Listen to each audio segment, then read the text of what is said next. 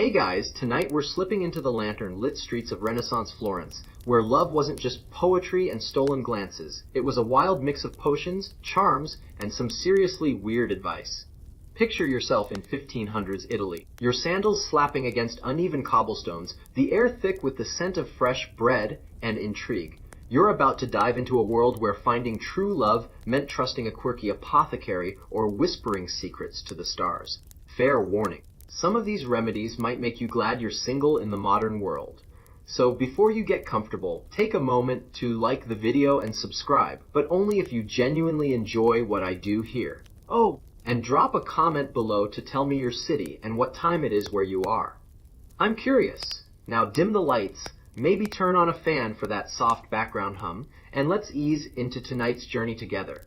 You're standing in a moonlit courtyard, the kind of place where shadows dance on weathered stone walls, and every creak of a shutter feels like a secret about to spill. It's late, way past the hour when respectable Florentines are tucked into bed, but you're not here for sleep. You're chasing love, or at least the strange ways people in Renaissance Florence tried to catch it. The air is cool, with a faint whiff of lavender from someone's garden, and you can hear the distant trickle of a fountain. Somewhere nearby, a group of young lovers huddles in the corner of this courtyard, whispering about a ritual they swear will bind their hearts forever. You edge closer, trying not to trip over a stray cat that's glaring at you like you owe it rent. This courtyard, tucked behind a nondescript alley off the Piazza della Signoria, is where Florence's romantics come to test their luck. The ritual they're whispering about.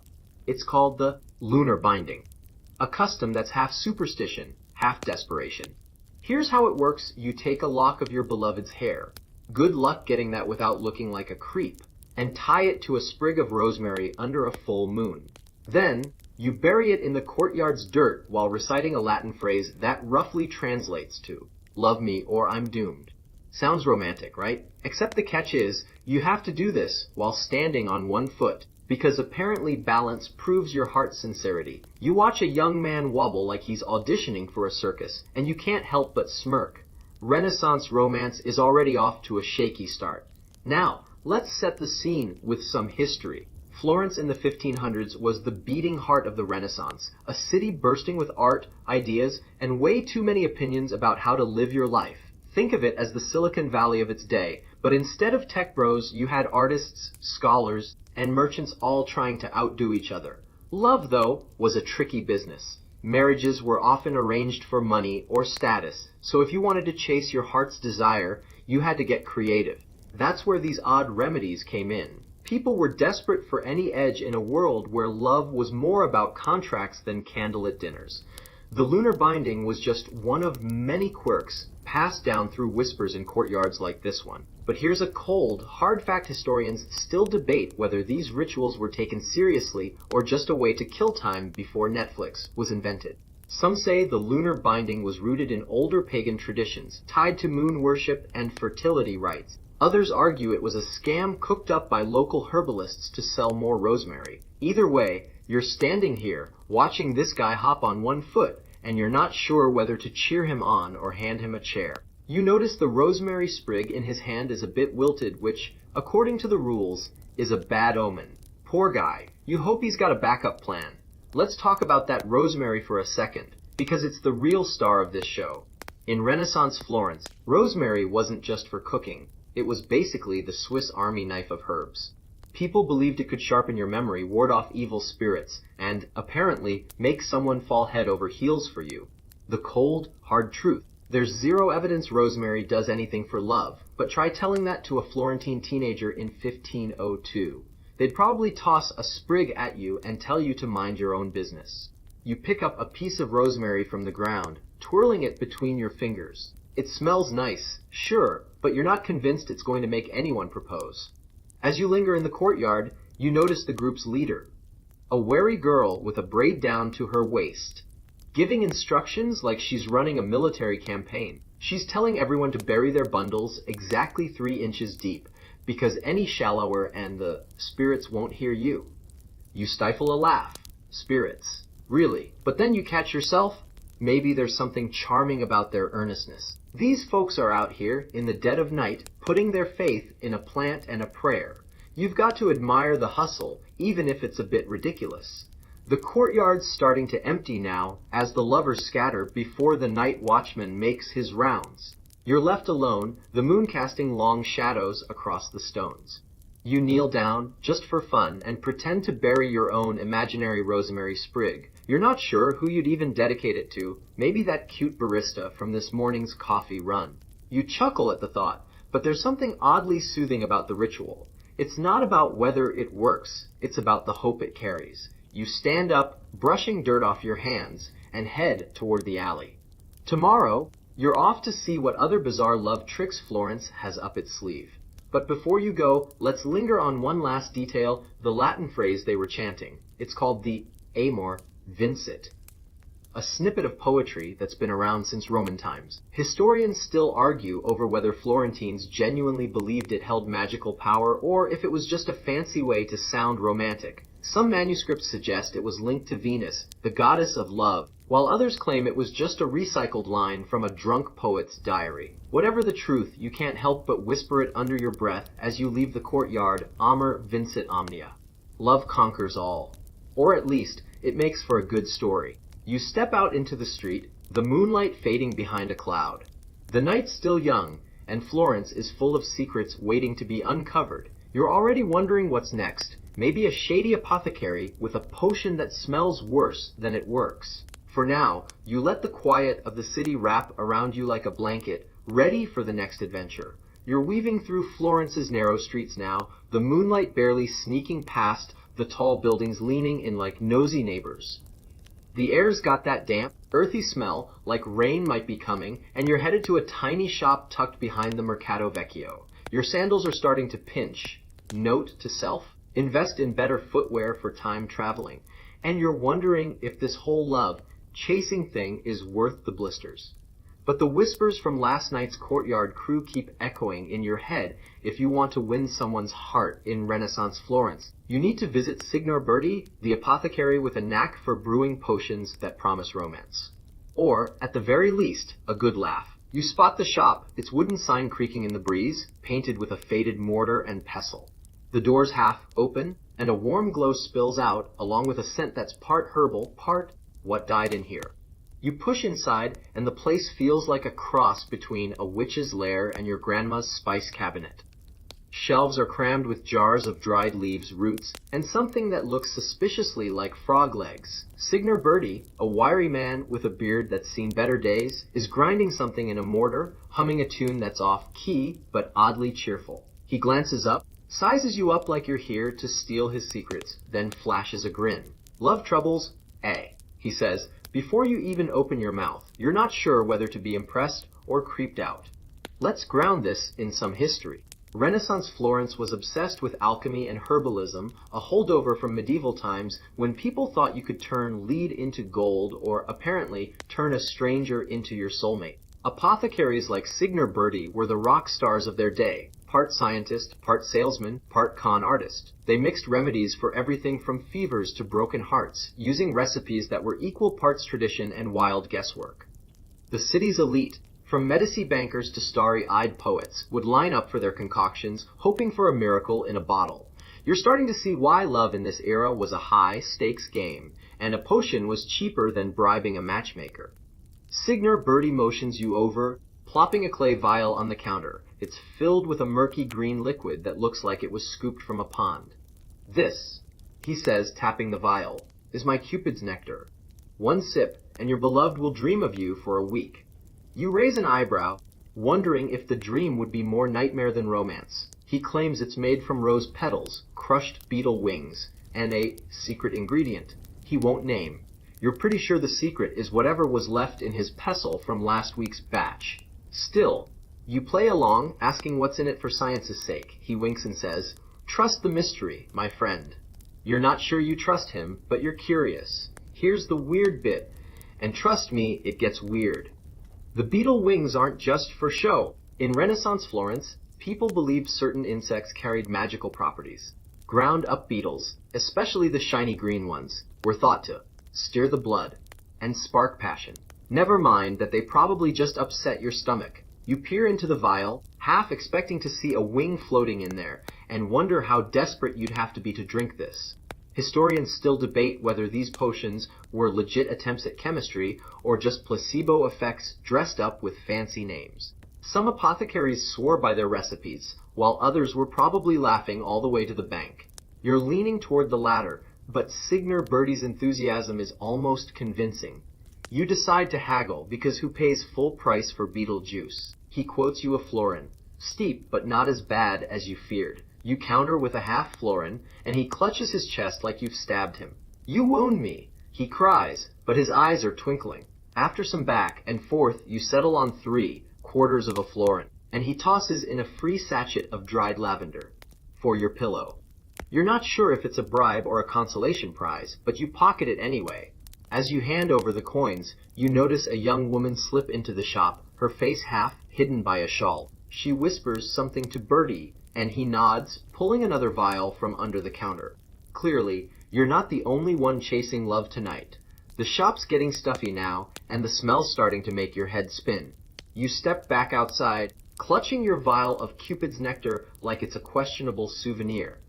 The street's quieter now, the market stalls shuttered for the night, and you can hear the distant strum of a lute from some tavern. You're not sure if you'll actually drink this potion. Your modern sensibilities are screaming. Food poisoning. But there's something about holding it that makes you feel part of this strange, hopeful world. You tuck it into your satchel and start walking toward the Arno River, where tomorrow's masked ball is the talk of the town. Maybe you'll find out if Bertie's brew is worth the hype. Before you go, let's linger on one last detail, the rose petals in that potion. Roses were a big deal in Renaissance Florence, not just for their scent, but for their symbolism. They were tied to Venus, the goddess of love, and every apothecary worth their salt kept a stash. But here's the kicker. Some historians argue the roses used in these potions were often wilted or mixed with cheaper flowers to cut costs. So, you might have been paying for a love potion that was mostly dandelion juice. You shake your head, amused at the thought. Florence's romantics were nothing if not optimistic, and you're starting to catch their vibe. You're standing in the heart of Florence now, the Piazza della Signoria buzzing with pre-festival energy, though it's well past midnight. The air's thick with the smell of roasted chestnuts from a nearby vendor who's clearly ignoring curfew, and you can feel the excitement building for tomorrow's grand masquerade ball. Your sandals are still pinching. Seriously, who designed these things? And you're clutching that questionable vial of Cupid's nectar from Signor Bertie's shop. You're not sure if you're brave enough to drink it, but it's got you thinking about the wild lengths Florentines go to for love. Tonight, you're sneaking into the Palazzo Vecchio's masquerade, where the city's elite and not so elite mingle behind masks, hoping to spark romance with the help of some truly bizarre love charms. You slip through a side gate, flashing a borrowed invitation you acquired from a tipsy merchant earlier. The guard barely glances at it, too busy flirting with a passing flower girl. Inside, the courtyard is a swirl of silk and velvet, masks glinting under torchlight like a scene from a fever dream. You adjust your own mask, a cheap one you grabbed from a market stall with feathers that keep tickling your nose, and try to blend in. The music's a lively mix of lutes and tambourines, but you're more interested in the whispers about love charms floating through the crowd. Apparently, tonight's the night to test them, and you're about to see what happens when magic meets mayhem. Let's anchor this in history. The Renaissance was peak party time in Florence, with masquerade balls as the ultimate social stage. These events weren't just for dancing, they were where alliances were forged, scandals were born, and yes, love was chased with reckless abandon. The Medici family, Florence's unofficial royalty, often hosted these shindigs, and everyone from poets to merchants showed up to climb the social ladder, or at least to snag a dance with someone cute. Masks gave people a chance to act bolder than usual, which is why love charms were a hot commodity. You're starting to get why in a room full of hidden faces, you need all the help you can get to stand out. You weave through the crowd, dodging a guy in a peacock mask who's had too much wine. A woman in a silver mask hands you a tiny velvet pouch, winking like she's letting you in on a secret. Inside, you find a polished stone etched with a heart and a pinch of crushed herbs. Wear it close to your heart, she whispers, And your true love will find you before dawn. You're skeptical. Your true love's probably back in the 21st century, scrolling their phone, but you slip the pouch into your tunic anyway. The stone's cold against your skin, and you wonder if it's just a pretty rock or something more. Either way, you're not here to fall in love, you're here to observe the chaos. Here's the oddball detail: these love charms weren't just random trinkets. In Renaissance Florence, people believed certain stones, like amethyst or rose quartz, could channel emotions. The herbs in the pouch, probably a mix of thyme and vervain, thought to make you irresistible. The catch: you had to whisper your beloved's name to the stone 3 times while spinning in a circle. You spot a guy across the room doing exactly that, spinning like a top and nearly crashing into a banquet table. You stifle a laugh. He's trying so hard, but he's got the grace of a drunk donkey. Historians still argue over whether these charms were pure superstition or a clever way to boost confidence. Some say they worked because people believed they did, others call it a placebo with a side of wishful thinking. The ball's getting wilder now. A couple in matching gold masks is giggling over a shared charm. A ribbon tied with a lock of hair, which you recognize from last night's lunar binding ritual. You're starting to see a pattern line. Florence's love game is all about rituals, props, and a whole lot of hope. You settle up to a refreshment table, grabbing a goblet of watered down wine, and overhear 2 women debating whether the stone charms work better if you sleep with them under your pillow. One swears she met her husband that way, the other says it just gave her a crick in the neck. You're tempted to chime in with a modern perspective, but you bite your tongue. When in Florence, right, as you sip your wine, you notice a young man in a fox mask fumbling with his own charm, a tiny mirror framed in brass. The trick, he explains to his friend, is to catch your crush's reflection in it while thinking. Pure thoughts. You're not sure what counts as pure in this context, but he's staring so hard at a woman across the room that you're worried he'll sprain something. The mirror charms a new one to you, and it's got that classic Renaissance mix of mysticism and absurdity. You make a mental note to ask Signor Bertie about it later. He's probably selling these by the dozen. The music shifts to a slower tune, and the crowd starts pairing off for a dance. You're not much of a dancer. 2 left feet, even in sandals, but you're pulled into the fray by a woman in a swan mask who mistakes you for someone else. As you stumble through the steps, she presses another charm into your hand, a dried rosebud wrapped in silk. "Keep it," she says, "for luck." You're starting to feel like a walking charm collection, and you're not sure if you're charmed or just confused.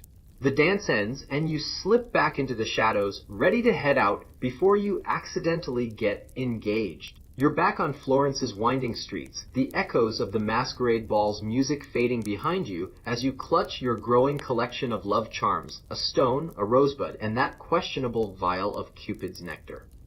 The night air is crisp, carrying the scent of the Arno River and a hint of wood smoke. Your sandals are officially a lost cause, but you're too intrigued to care. Word on the street is that a poet named Lorenzo is causing a stir with his forbidden love sonnets, scribbled in secret and passed around like contraband. You're headed to a dimly lit tavern near the Ponte Vecchio, where he's rumored to be reading tonight. If anyone's got a weird take on love, it's probably this guy. You duck into the tavern, a cozy hole in the wall with low ceilings and tables sticky from spilled wine. The crowd's a mix of starry-eyed romantics and grizzled merchants, all nursing goblets and hanging on Lorenzo's every word. He's perched on a stool, his ink-stained fingers clutching a crumpled parchment. He's got that tortured artist vibe, messy hair, intense eyes, and a cloak that's seen better days. You find a spot near the back, trying not to knock over a candle as you squeeze past a guy who smells like he bathed in garlic.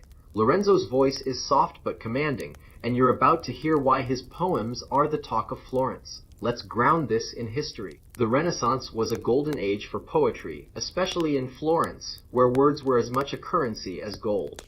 Poets like Lorenzo were often caught between patrons who paid for flattery and their own rebellious hearts, penning verses that could get them in trouble with the church or jealous husbands. Love poetry, in particular, was a minefield, beautiful but risky. It wasn't just about flowery words. It was a way to defy the rigid rules of arranged marriages and social hierarchies. Lorenzo's sonnets, you've heard, are bold enough to make even the Medici raise an eyebrow, and that's saying something in a city where power plays were an art form. Lorenzo starts reading, his voice weaving a tale of a forbidden love between a merchant's daughter and a sculptor. The sonnet's packed with metaphors, stars, rivers, hearts bound by invisible threads. But there's a twist: he's slipped in a recipe for a love charm. You lean forward, catching every word. He's telling his listeners to burn a lock of their own hair with sage, then scatter the ashes under their beloved's window at midnight. You're not sure if this is poetry or pyromania, but the crowd's eating it up, nodding like they're ready to set their heads on fire. You can't help but chuckle. Renaissance romance is starting to feel like a DIY disaster waiting to happen. Here's the quirky bit: burning hair was a real thing in Florence's love lore. People believed the smoke carried your essence to the heavens, where some vague love deity would take pity and nudge your crush your way. Never mind the smell, or the fact that you'd probably set off a fire in a city made of wood. Historians still debate whether this was a serious ritual or just poets being extra for attention.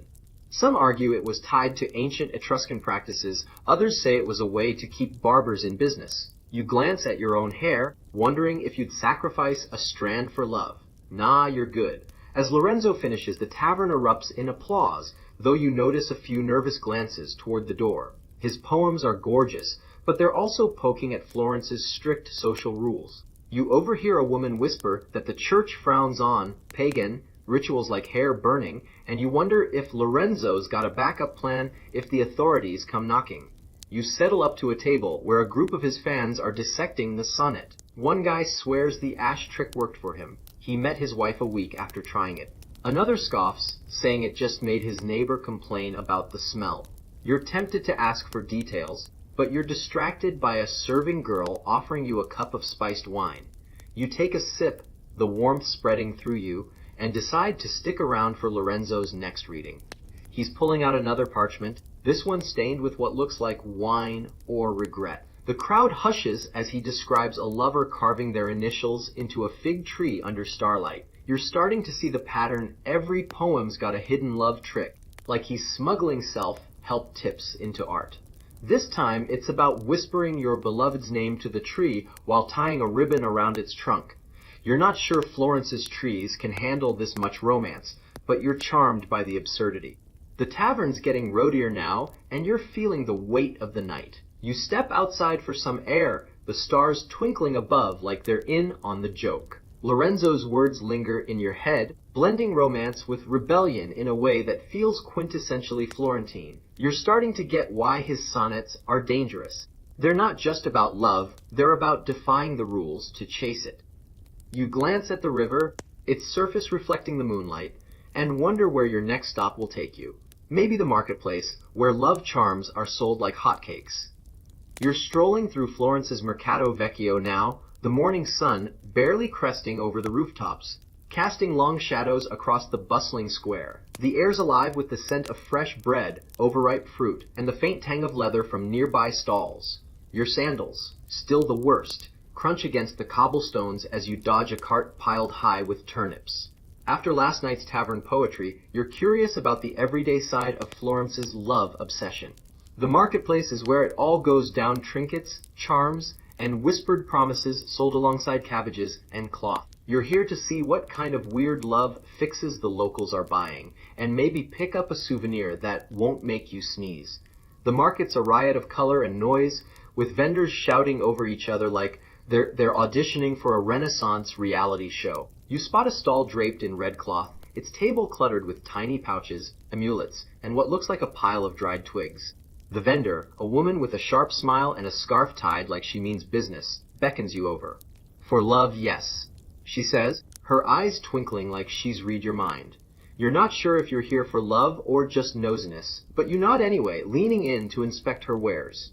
This is where Florence's heart skips a beat, one trinket at a time.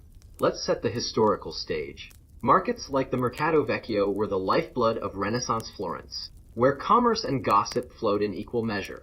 Beyond selling food or cloth, these stalls were hubs for superstition and hope. Love charms were big business, especially for those who couldn't afford a fancy matchmaker or a poet's commission. Vendors capitalized on the city's romantic fever, peddling anything from blessed ribbons to magical stones, often with a side of bold claims. The church wasn't thrilled, too much like pagan nonsense. but the demand was unstoppable. You're starting to see why in a world of arranged marriages, a cheap charm was a shot at controlling your own fate. The vendor, who introduces herself as Margarita, shows you a small brass locket shaped like a heart. Open it under moonlight. She says, "Horned, whisper your beloved's name inside. They'll think of you by morning." You turn the locket over, noticing it's a bit dented, but it's charming in a scrappy way. She claims it's been blessed by a wandering monk, though you're pretty sure that monk's blessing was just a quick wave of his hand for a coin. You ask how much, and she quotes a price that makes you wince. 2 florins, enough for a week's worth of bread. You haggle, dropping to 1 florin, and she agrees with a dramatic sigh, like you've ruined her day. Here's the strange gem of this market hall. Some of these charms were made from recycled bits of old churches. Margarita points to a tiny carved bone pendant, swearing it's from a saint's reliquary. In Renaissance Florence, people believed relics, or anything close enough to pass, could carry divine favor even for love. The weirder part, these bones were sometimes just animal scraps, polished up to look holy. Historians still argue over how many Florentines actually bought the saint. Story versus those who just wanted a shiny trinket. Some say the placebo effect was the real magic. Others think it was all about the status of owning something sacred. You're holding the pendant now, wondering if it's from a saint or a sheep, and honestly, you're not sure it matters. Margarita's stall is drawing a crowd now, mostly young women giggling over a basket of ribbon, tied twigs. She explains they're hazel branches, cut during a new moon for binding hearts. You've heard this one before, similar to Lorenzo's fig tree ritual. But these come with a twist. You're supposed to sleep with the twig under your bed for 7 nights, then gift it to your crush. You imagine the awkward moment of handing someone a stick and saying, "This is for us."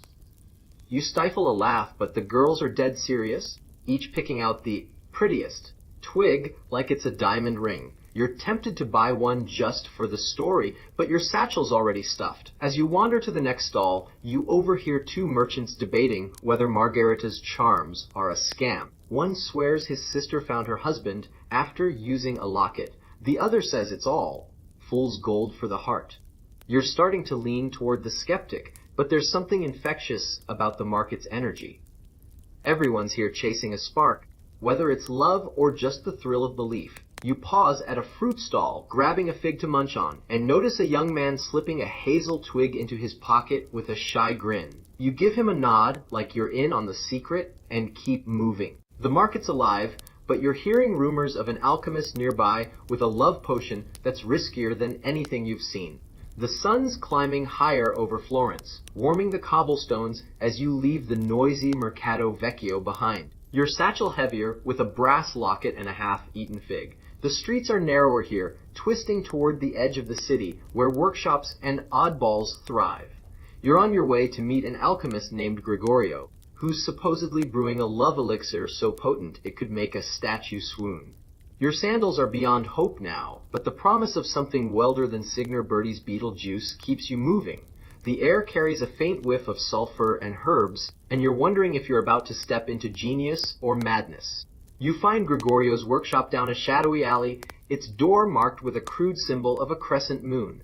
Inside, it's a cluttered maze of glass vials, bubbling pots, and shelves groaning under dusty books. Gregorio's a lanky man with wild eyes and hands stained from who knows what, stirring a cauldron that smells like burnt flowers and regret. He barely looks up as you enter, muttering about perfecting the essence of desire. You're not sure if he's talking to you or the cauldron, but you're hooked.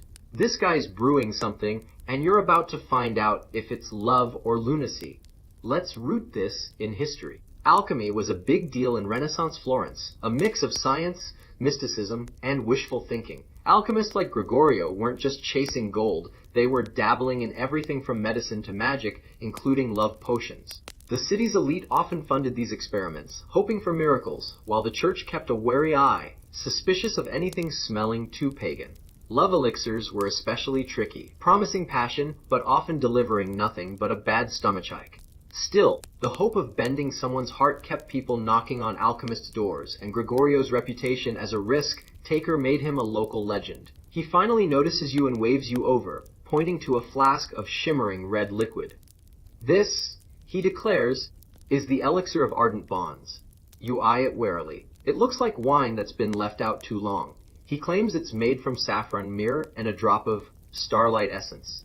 Whatever that means. The recipe, he says, requires boiling it under a specific planetary alignment, which sounds like a lot of work for something that might just be spicy soup. You ask what it does, and he grins. One sip, and your heart's desire will seek you out. Or you'll dance for 3 days straight. You're not loving that side effect, but you nod, pretending you're sold.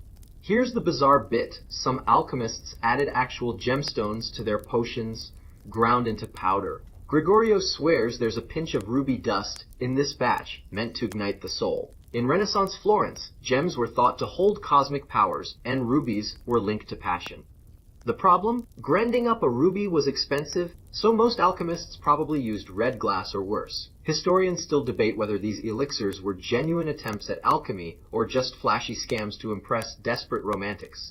Some records suggest people felt something after drinking them. Others hint at mild poisoning. You're holding the flask now, its warmth seeping into your palm, and wondering if you dare take a sip. Gregorio's not done showing off. He pulls out a ledger, scribbled with notes about past customers. One entry claims a merchant's son drank the elixir and proposed to his neighbor's daughter by sunrise. Another says a woman danced until she fainted, which Gregorio calls success of spirit. You're starting to think his definition of success is flexible. You ask about the risks, and he shrugs, saying, love is a gamble. No, you can't argue with that, but you're not thrilled about the dancing till you drop part. You negotiate a sample, half a flask for a quarter florin, and he agrees, mostly because he's distracted by a pot starting to boil over. As you tuck the flask away, you notice a young apprentice sweeping the floor, eyeing you like you're a fool. He mutters something about safer ways to find love. But when you ask, he clams up. The workshop's getting smoky now, and your eyes are stinging. You step outside, the alley cool and quiet compared to Gregorio's chaotic den. The elixir's weight in your satchel feels like a dare, and you're wondering if you'll test it or just keep it as a story to tell. The city's humming with life, and you hear whispers of a churchyard where lovers confess their secrets. Maybe that's your next stop. The afternoon sun hangs low over Florence, painting the city's stone walls in shades of gold as you weave through the crowds, your satchel now a museum of oddities. Locket, rosebud, elixir, and that nagging sense you're in over your head. Your sandals are a lost cause, but you're headed toward the church of Santa Maria Novella, where whispers of love confessions and strange remedies drift like incense. The air smells of dust and blooming jasmine, and you can hear the faint toll of a bell, calling the devout, or the desperate, to the churchyard. You're not sure what you'll find, but after Gregorio's wild alchemy, you're ready for something a little more grounded. Or so you hope. You slip through the church's side gate, entering a quiet courtyard where ancient graves nestle under cypress trees. Candlelight flickers from a small chapel, and you spot a handful of people whispering in the shadows, their voices low like they're trading state secrets. A young woman kneels by a tomb, tying a ribbon to a stone cross, her lips moving in silent prayer. You're here for the rumors this churchyard's a hotspot for love remedies, where Florentines come to confess their heart's desires and beg for divine help. You're starting to feel like a detective in a city where love's the ultimate mystery. Let's anchor this in history.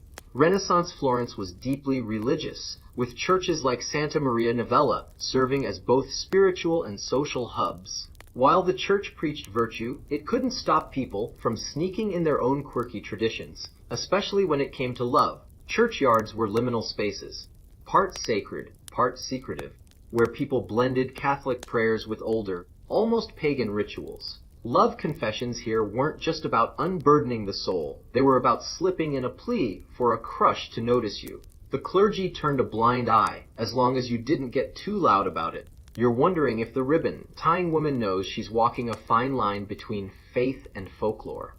You edge closer, trying not to look like you're eavesdropping, though that's exactly what you're doing. The woman's tying her ribbon with care, whispering a name you can't quite catch. The ritual you overhear from a nearby couple involves offering a ribbon to a saint, preferably Saint Valentine, though any will do, and asking for a sign that your love is true. The catch: you have to leave a coin in the church's alms box, because apparently even saints need a bribe. You watch her slip a coin into a slotted box, and you're torn between admiration and amusement. This is devotion with a side of hustle, and you're kind of here for it. Here's the odd detail: some of these ribbons were soaked in rosewater before being tied, supposedly to sweeten the prayer. In Renaissance Florence, rosewater was a big deal, not just for perfume, but for its supposed spiritual powers. People believed it could carry your intentions to the heavens like a scented text message to God. The weirder part? Some folks used vinegar instead, thinking it cleansed bad luck from past romances. Historians still argue over whether this was genuine piety or just a way to make church visits feel romantic. Some records suggest the rosewater trick worked because it made people feel special. Others say it was just a way to sell more ribbons. You're eyeing the woman's ribbon, wondering if it smells like roses or regret. The churchyard's getting busier now, with a few more figures drifting in, clutching ribbons or small candles. You overhear a man confessing to a friend that he tied a ribbon last month and dreamed of his beloved the same night. His friend scoffs, saying it was probably the wine, not the saint. You're starting to see the pattern. Every love remedy in Florence comes with a story. Half hope, half skepticism. You decide to try it yourself, just for kicks. You don't have a ribbon, so you pull a thread from your tunic, sorry fashion, and tie it to a nearby cross, whispering a random name from last night's masquerade ball. You feel a bit silly, but the quiet of the churchyard makes it oddly soothing. As you step back, a priest emerges from the chapel, his expression a mix of disapproval and resignation. He doesn't say anything, but you can tell he's seen 100 ribbons tied to these stones. You slip a coin into the alms box, mostly to avoid a lecture, and head toward the gate. The courtyard's peace lingers, but you're curious about what's next.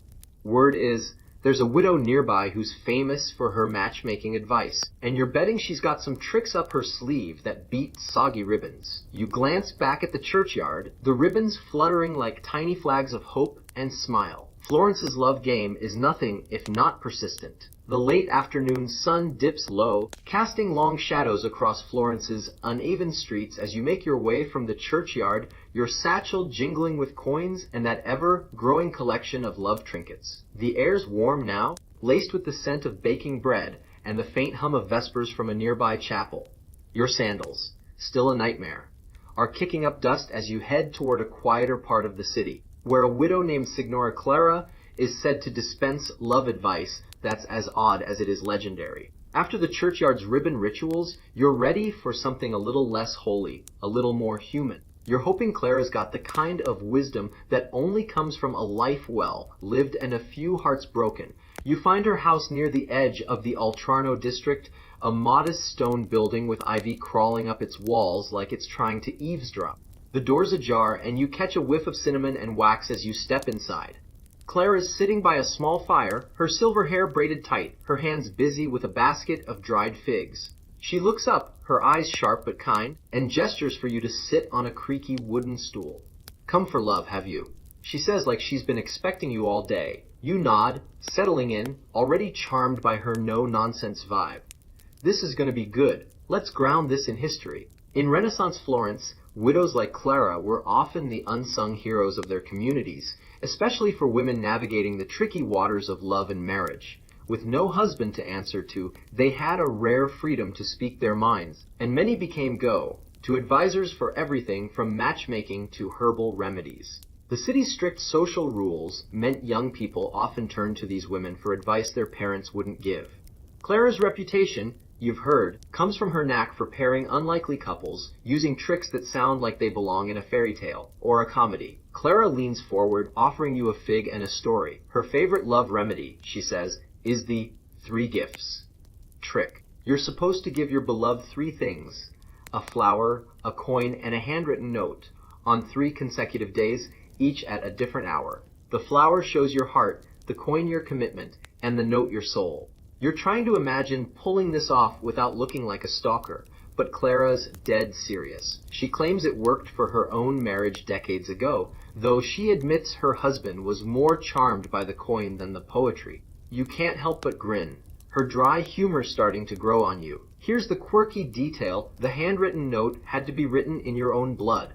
Not a lot, Clara assures you, just a prick of the finger mixed with ink. In Renaissance Florence, blood was seen as a symbol of life and intent, and adding it to a love note was thought to bind your soul to the words. The weirder part, some folks used pigeon blood instead, claiming it was just as effective and less painful. Historians still debate whether this was a genuine romantic tradition or a way to make stationery feel extra dramatic. Some sources say it was common among the lovesick elite, others argue it was rare and mostly exaggerated by gossips. You're holding a fig, wondering if you'd prick your finger for love, and decide you'd stick to a nice pen. Clara's warming up now, sharing another trick, braiding a lock of your hair with your beloved's and hiding it in a church pew. She swears it tethers your fates. Though she warns you to avoid nosy priests, you're picturing the logistics, sneaking into a church, dodging sermons, and hoping your crush doesn't notice you snipping their hair. Clara laughs at your expression, saying, "Love's not easy, child." She's got a point, but you're starting to think Florence's romantics were part masochist.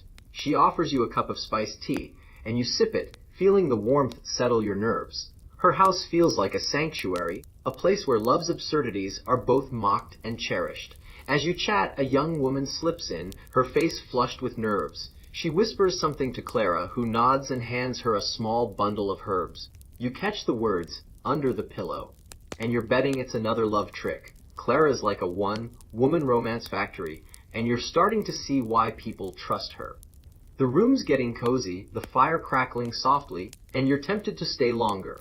But the city's calling, and you've heard rumors of an astrologer nearby who's reading the stars for love. You thank Clara, slipping her a coin for her stories, and step back into the evening light, your head spinning with her strange, sweet wisdom. The evening sky over Florence is a deep indigo now, speckled with stars that seem to wink at you as you wander away from Signora Clara's cozy house. The air's cooling fast, carrying the scent of river water and distant bonfires, and your sandals, still a cruel joke, are starting to feel like part of your feet. Clara's tales of blood, ink notes, and hair braiding have you curious about what other cosmic tricks Florentines use for love.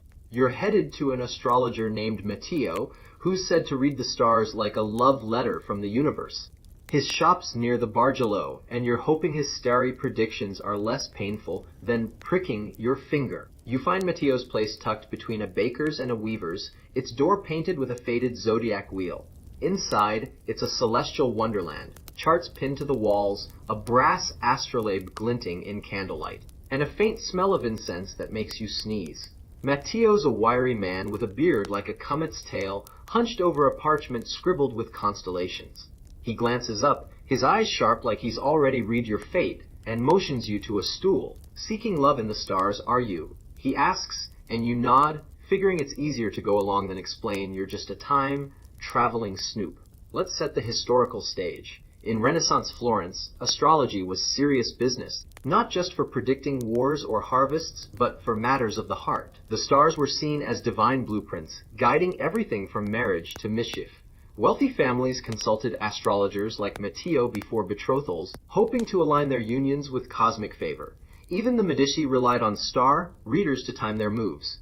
But for regular folks, astrology was a way to sneak some control over love in a world of arranged matches. Matteo's charts, you're guessing, are as much about hope as they are about planets. Matteo spreads out a star map, pointing to Venus twinkling near Jupiter. This, he says, was a fortunate alignment for love, but only if you act tonight.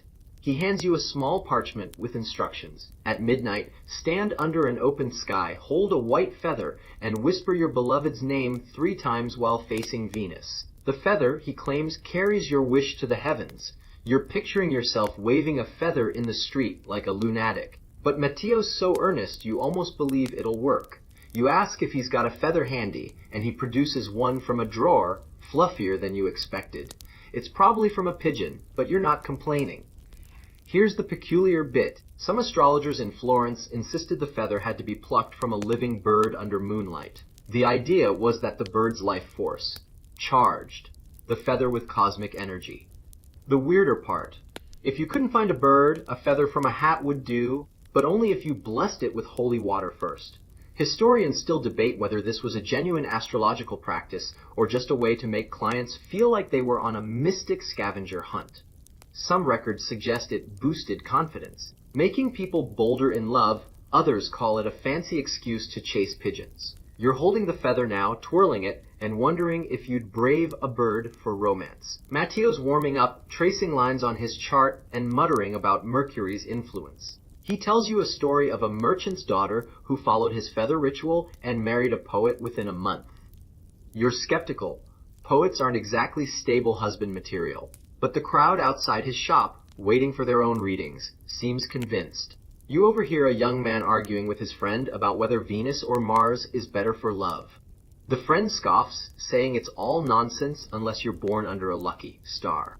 You're starting to think luck's the real ingredient here, stars or no stars. You pay Matteo a half florin for the feather and his advice, though you're not sure you'll be whispering to Venus tonight. The shop's getting stuffy, and you step outside, the cool air a relief. The stars are brighter now, and you can't help but glance up, half expecting Venus to give you a sign. Nothing happens, but the night feels alive with possibility. You tuck the feather into your satchel, next to Clara's fig and Gregorio's elixir, and start walking toward the river. There's a tailor nearby who's rumored to weave love into his stitches, and you're curious to see if his magic's any less fluffy. The night's settled over Florence like a velvet cloak, the stars now sharp against the sky as you wander toward the Ponte Vecchio, where shops cling to the bridge like stubborn barnacles. The air's thick with the scent of the Arno River, muddy but oddly comforting, and the distant hum of tavern songs. Your sandals are a distant memory of pain, and your satchel's practically groaning with love trinkets, a feather, a locket, an elixir, and Clara's half-eaten fig. You're on your way to a tailor named Paolo, who's rumored to weave enchanted threads into clothes that make hearts flutter. After Matteo's starry nonsense, you're hoping for something tangible, even if it sounds like fashion with a side of fairy tale. Paolo's shop is a tiny nook squeezed between a goldsmith and a fishmonger, its window glowing with candlelight and draped with bolts of crimson silk. You step inside, greeted by the soft clack of a loom and the smell of wool and lavender. Paolo's a stout man with nimble fingers, his apron dusted with thread scraps. He's stitching a velvet doublet, humming a tune that's suspiciously cheerful for this hour. For a lover, he says, eyeing your disheveled state. You shrug, playing along, and he winks like you've just joined a secret club. You're ready to see if his needlework's as magical as they say. Let's anchor this in history. In Renaissance Florence, tailors were more than seamstresses. They were artists who shaped social status through cloth. Clothes weren't just fashion. They signaled wealth, power, and, yes, romantic intent. A well-crafted garment could catch a suitor's eye or seal a betrothal. Tailors like Paolo often doubled as confidence, slipping advice, or rumors, into their work. Love-related stitching was a niche trade, blending craftsmanship with superstition. Wealthy Florentines paid extra for garments said to carry charms in their seams, hoping to sway hearts at court or a ball. You're starting to get why Paolo's shop is a magnet for the lovesick. He shows you a silk sash, its edges embroidered with tiny roses in gold thread. Wear this, he says, and your beloved will notice you first in any crowd. The trick, he explains, is in the thread, spun under a full moon and blessed with a chant he won't share. You run your fingers over the sash, feeling the smooth silk, and wonder if it's the craftsmanship or the story that's doing the heavy lifting. Paolo claims the roses symbolize eternal devotion, but you're betting they just look pretty. You ask the price, and he quotes a florin, steep, but you haggle him down to 3/4, mostly because he seems amused by your persistence. Here's the strange detail. Some tailors in Florence sewed tiny scraps of parchment into their garments, inscribed with love prayers or the wearer's initials. Paolo hints that his sash has one, tucked into the hem, with a prayer to Venus. The weirder part, these parchments were sometimes written in saffron ink, believed to bind the wearer to their beloved. Historians still debate whether this was a serious romantic ritual or just a tailor's marketing trick.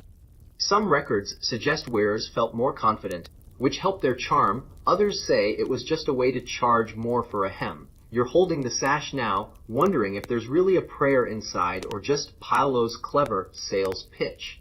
The shop's getting busy, with a young woman slipping in to pick up a cloak she swears won her betrothed's heart. Paolo nods sagely, but you catch a twinkle in his eye, like he knows it's half theatrics. You overhear two apprentices gossiping about a rival tailor who got caught using plain thread and calling it enchanted.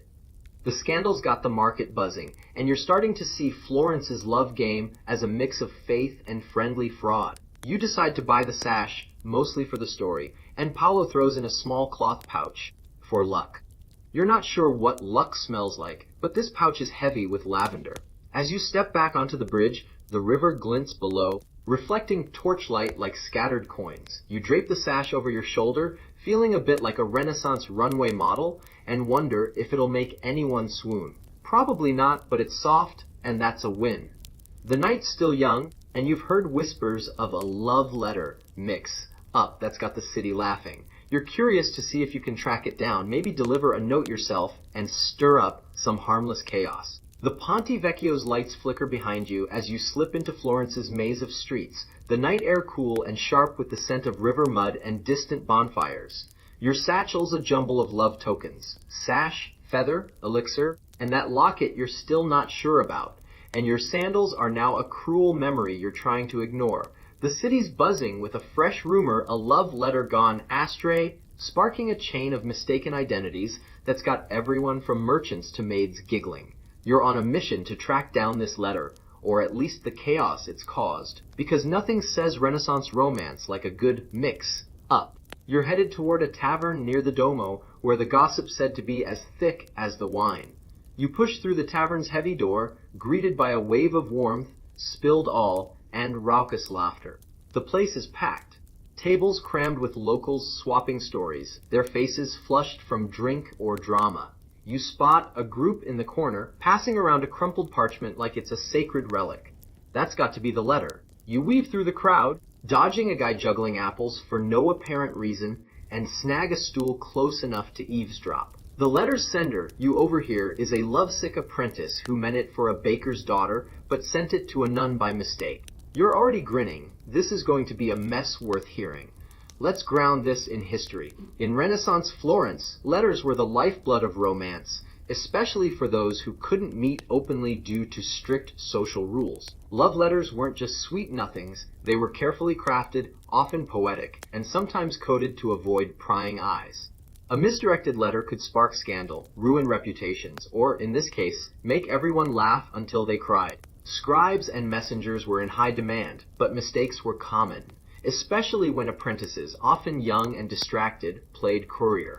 You're starting to see why this tavern's buzzing a good love letter blunder was better entertainment than any lute player. You lean closer, catching snippets of the story. The apprentice, named Tommaso, wrote a gushing letter full of metaphors about stars and roses, meant for a girl named Beatrice. Instead, it landed in the hands of Sister Chiara, a nun at Santa Maria Novella, who reportedly read it aloud to her convent before sending it back with a stern note about piety. Now the letter's making rounds, with Tommaso's bad poetry the talk of the town. You manage to glimpse the parchment as it's passed around. It's smudged, with lines like, "Your eyes burn brighter than the sun's chariot." You wince, poor Tommaso's trying, but he's no Lorenzo. You're tempted to join the laughter, but you feel a twinge of sympathy for the kid. Here's the quirky detail. Some love letters in Florence were sealed with wax mixed with crushed herbs, believed to carry the sender's essence. Tommaso's letter, you hear, used lavender wax, which was supposed to make Beatrice swoon, but probably just confused the nun. The weirder part, if the wax broke before delivery, it was seen as a bad omen, like the love was doomed. Historians still debate whether this was a serious superstition or just a way to make wax seals feel romantic. Some records suggest broken seals led to canceled betrothals. Others say it was an excuse to dodge bad matches. You're holding your own imaginary letter now, wondering if you'd risk lavender wax or just stick to email. The tavern's getting rowdier, with a bard in the corner strumming a tune inspired by Tommaso's fiasco. You order a mug of watered-down wine, mostly to blend in, and strike up a chat with a woman next to you. She's a seamstress who claims she delivered a letter for her cousin once, only to find out it was meant for her own suitor. "Love's a tangle," she says, laughing, and you nod, thinking of your satchel full of tangled charms. You ask if she knows where Tommaso is, and she points to a red-faced boy hiding in the back, looking like he wants to vanish. You're tempted to offer him a pep talk, but you figure he's learned his lesson. You slip out as the bard starts a second verse about Sister Chiara's starry eyes. The night's crisp, and the Duomo looms ahead, its dome a silent witness to Florence's dramas. You're starting to love this city's knack for turning mistakes into stories. Your next stop's a hidden garden where a herbalist grows plants said to fuel love's wildest superstitions. You pat your satchel, wondering if you'll add another oddity to the pile, and head toward the river, ready for whatever green magic awaits. The streets of Florence are quiet now, the moon casting a silvery glow over the rooftops as you make your way toward a hidden garden near the Oltrarno district. The air's cool, tinged with the scent of damp earth and night, blooming flowers, and your sandals, bless their tortured souls, are crunching softly on the gravel. Your satchel's practically a love museum at this point, stuffed with a sash, a feather, an elixir, and that locket you're still side-eyeing. After the tavern's uproarious letter fiasco, you're ready for something calmer, maybe even mystical. You've heard whispers of a herbalist named Sophia, whose garden grows plants that fuel Florence's wildest love superstitions. You're hoping for a glimpse of her green magic, or at least a good story. You find the garden tucked behind a crumbling stone wall, its iron gate ajar like an invitation.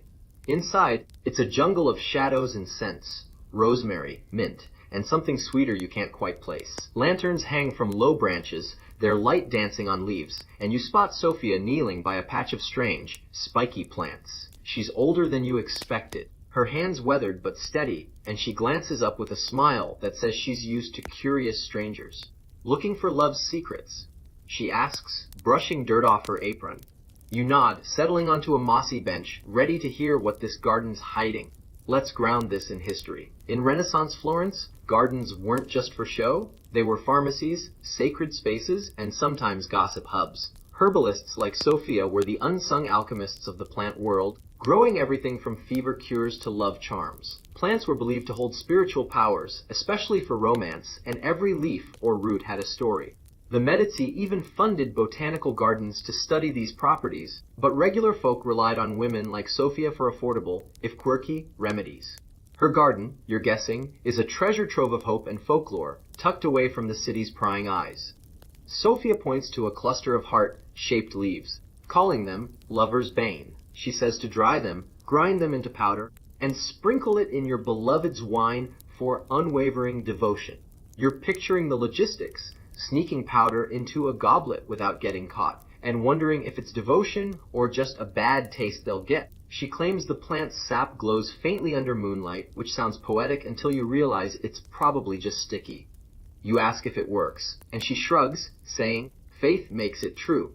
You're starting to think faith's the real currency in Florence's love market. Here's the odd detail. Some plants in these gardens were grown in patterns meant to mimic constellations, supposedly to align their powers with the stars. Sophia's patch of lover's bane is planted in a spiral, which she says mirrors Venus's path in the sky. The weirder part, if you planted it wrong, the charm could backfire, making your beloved avoid you instead. Historians still debate whether this was serious botany or just a way to make gardening feel magical. Some records suggest these patterns boosted the plant's mystique, driving up prices. Others say it was pure superstition to keep customers coming back. You're eyeing the spiral now, wondering if Sophia's a genius or just really good at storytelling. She hands you a small bundle of the leaves, tied with a red thread, and tells you to sleep with it under your pillow for 3 nights to dream of your love. You're not sure you want to dream of anyone with sap in your bed, but you tuck it into your satchel anyway. The garden's peaceful, the air heavy with pollen and possibility, and you notice a young man lingering by a rosemary bush, whispering something to the leaves. Sophia catches your glance and chuckles. He's asking the plant for courage, she says. You're starting to love this city's knack for turning every leaf into a love spell. As you thank Sophia and slip her a coin, the garden gate creaks open, admitting a woman clutching a basket of herbs. She's muttering about a festival tomorrow where love rituals are bound to cause chaos. You're intrigued. Florence seems to thrive on these messy, hopeful moments. You step back into the night, the garden scent clinging to you, and head toward the city center. That festival's calling your name, and you're betting it's going to be a wild mix of hearts and havoc. The morning sun spills over Florence, turning the Arno River into a ribbon of gold as you head toward the Piazza Santa Croce, where a festival's already kicking up a storm of noise and color. Your satchel's bursting with love tokens, leaves, a sash, a feather. And that elixir you're still not brave enough to try, and your sandals are now a gritty testament to your wanderings. The air's thick with the scent of grilled sausages, blooming roses, and anticipation. After Sophia's dreamy garden, you're ready for the chaos of the Festival of San Giovanni, where Florence's love rituals are about to collide in a glorious mess of fumbled hearts. You're here to see what happens when superstition meets celebration. The piazza's a whirlwind of banners, musicians, and hawkers peddling everything from pastries to prayers. Couples weave through the crowd, some giggling, others arguing, all caught up in the festival's fever. You spot a booth draped in ribbons, where a woman's handing out love knots, braided cords meant to bind two hearts. You're drawn to the energy, like a moth to a very chaotic flame, and decide to dive in. Maybe you'll try a ritual yourself, or maybe you'll just watch the city's romantics trip over their own hopes. Either way, it's going to be a show. Let's ground this in history. The Festival of San Giovanni, held to honor Florence's patron saint, was one of the city's biggest parties in the Renaissance. Beyond the religious pomp, it was a chance for socializing, flirting, and showing off new outfits. Love rituals flourished in this setting as the festive mood loosened tongues and inhibitions. People used the chaos to test charms, exchange glances, or slip secret notes, often under the guise of piety. The church grumbled but couldn't stop the tide of heart-seeking sparks in the crowd. You're starting to see why this piazza's packed. Everyone's chasing a moment of magic. You approach the ribbon booth, where the vendor, a cheerful woman named Lucia, offers you a love knot for a half florin. Tie it to your wrist and your beloved's, she says, and your hearts will beat as one. You're picturing the awkwardness of asking someone to wear a matching bracelet, but the knot's pretty, woven with red and gold threads. You buy one, mostly for the vibe, and tie it to your wrist, feeling a bit like a kid with a friendship bracelet. Lucia claims the knot's power comes from being blessed by a priest during the festival's opening mass, but you're betting it's the bright colors doing the heavy lifting. Here's the quirky detail. Some festival goers believed the love knot worked best if you danced with it under a bonfire's light. The fire, they said, sealed the bond, though you're pretty sure it just made you sweaty and singed. The weirder part, if the knot unraveled during the dance, it was a sign your love was doomed, or that you were a terrible dancer. Historians still debate whether this was a genuine romantic tradition, or just a way to get people to buy more ribbons. Some records suggest the dancing boosted confidence, making flirtations bolder. Others call it a clever trick to keep the festival lively. You're twirling your knot now, wondering if you'd risk a bonfire for love or just stick to safer moves. The piazza's getting wilder, with a group of young men attempting a dance that's more stumble than grace, their love knots flapping like tiny flags.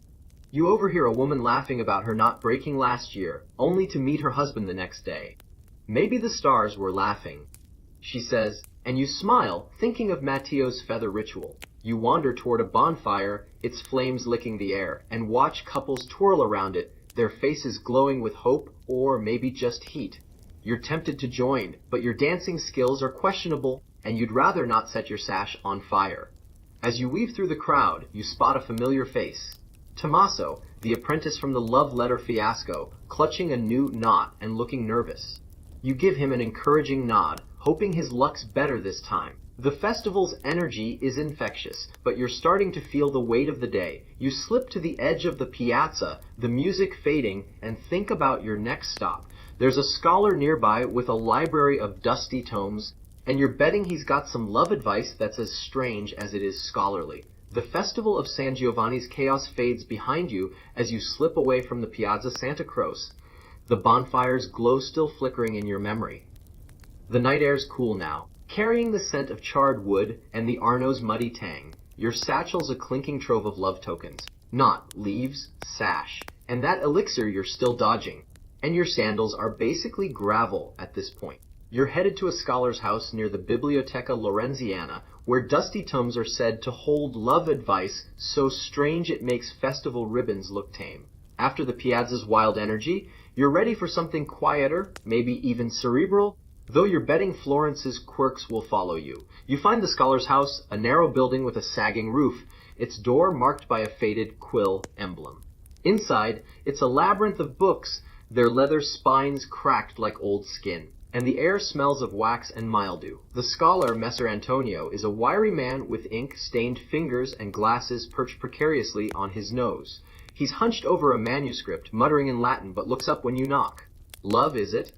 He sighs, like you're the 10th person asking today. You nod, settling into a creaky chair, ready to dig into whatever odd wisdom his books hold. Let's anchor this in history. Renaissance Florence was a hub for scholars like Antonio, who hoarded knowledge like dragons hoarded gold. Libraries were treasure troves of ancient texts, from Greek philosophy to medieval alchemy, and love was a favorite topic. Scholars often moonlighted as advisors, decoding manuscripts for clues on everything from politics to passion. For the lovesick, these tomes offered advice that blended science, mysticism, and poetry, often with results as confusing as they were charming. Antonio's collection, you're guessing, is a mix of genius and gibberish, perfect for Florence's romance-obsessed crowd.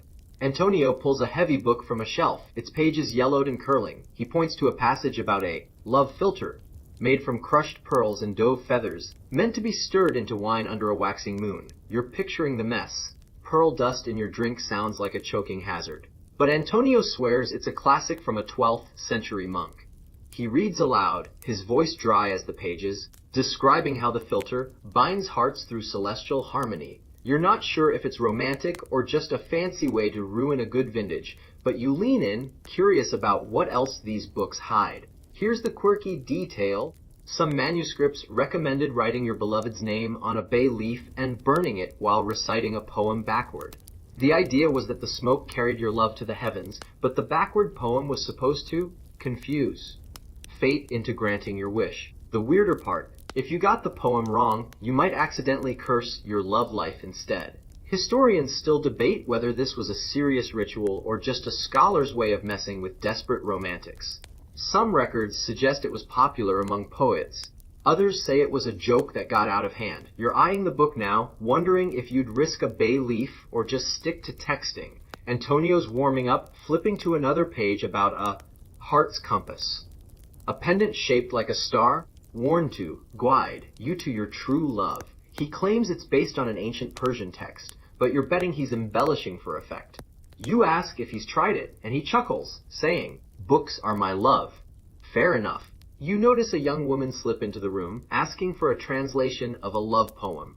Antonio sighs but obliges, muttering about youthful follies. You're starting to like his grumpy charm, like a librarian who's seen too many sonnets.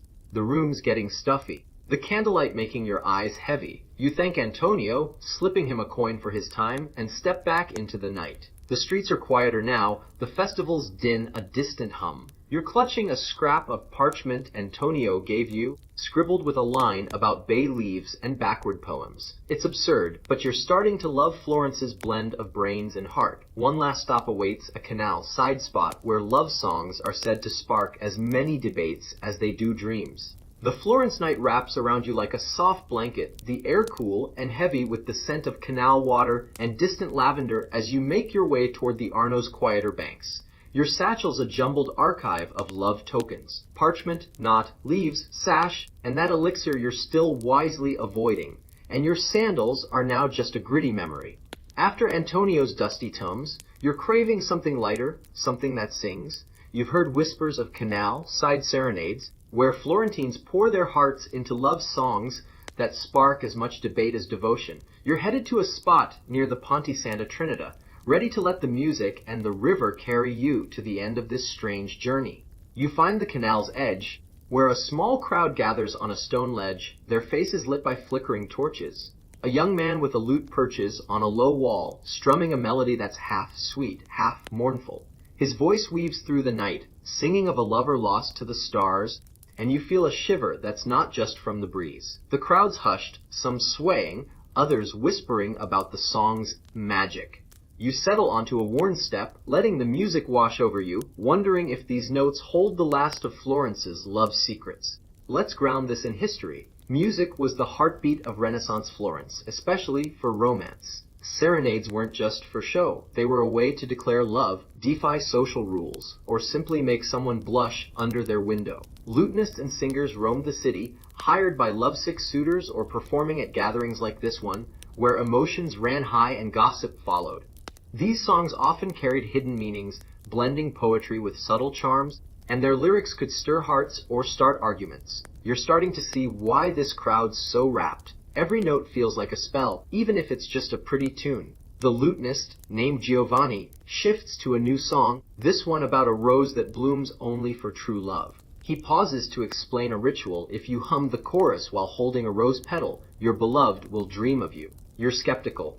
Dream manipulation sounds like a stretch. But you notice a woman in the crowd clutching a petal, humming softly. Giovanni claims the song's power comes from its melody, aligned with Venice's harmony. You're not sure if it's music theory or mysticism, but the crowd's buying it, and you're half tempted to hum along just to see what happens. Here's the quirky detail: some serenades included a counter melody, sung backward to orndo, a rival's love. The idea was that the reverse notes confused the heart of your beloved's other suitor, leaving you the clear winner. The weirder part, you had to sing it while facing away from the canal, or the river's flow would wash away. The charm. Historians still debate whether this was a genuine musical tradition or just a playful way to mess with competitors. Some records suggest it sparked duels among jealous singers, others say it was a joke that got out of hand. You're watching Giovanni now, wondering if he's slipping in a backward note or two, just for kicks. The crowd's growing, with couples leaning closer and a few skeptics muttering about silly tunes. You overhear a man claim he won his wife's heart with a serenade, while his friend insists it was his dowry, not the song. You smile, thinking of Tommaso's letter and the festival's knots. Florence's love stories always come with a side of doubt. You don't have a rose petal, but you hum the chorus anyway, feeling the melody settle into your bones. The canal reflects the torchlight, rippling like it's dancing to Giovanni's lute, and for a moment, you're lost in the city's strange, hopeful magic. As the song ends, the crowd scatters, some tossing coins to Giovanni, others slipping away to whisper their own dreams. You linger, the river's gentle lapping a soft counterpoint to the fading notes. You've seen Florence's love tricks, potions, ribbons, songs, and you're starting to think they're less about magic and more about the courage to hope. You pat your satchel, its weight a reminder of this wild night, and turn back toward the city's heart, ready to let the journey fade into dreams. And just like that, the canals of Florence grow quiet, their ripples softening under the moonlight's tender glow. You're walking slowly now, the city's hum fading into a whisper, like a lullaby meant just for you.